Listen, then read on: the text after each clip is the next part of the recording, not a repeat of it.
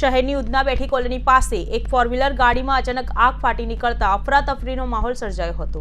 શુક્રવારે મોડી સાંજે બર્નિંગ કારને લઈને ફાયર બ્રિગેડની ગાડીઓ તાત્કાલિક સ્થળ પર દોડી આવી હતી।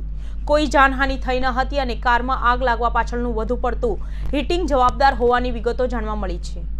પ્રાપ્ત માહિતી અનુસાર શુક્રવારે મોડી રાત્રે ઉધના બેઠી કોલોનીમાં એક કારમાં આગ લાગી હતી। આ કાર ચાર્ટર એકાઉન્ટની હોવાની વિગતો જાણવા મળી છે।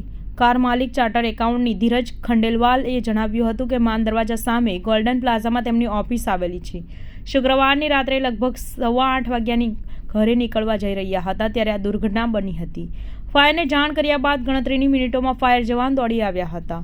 બર્નિંગ કારની આગ કાબૂમાં લેવાતા રાહતનો શ્વાસ લીધો હતો। વધુમાં જણાવ્યું હતું કે તેઓ અઠવાલાઇન્સ ગોકુલમ ડેરી સામેના એપાર્ટમેન્ટમાં રહે છે।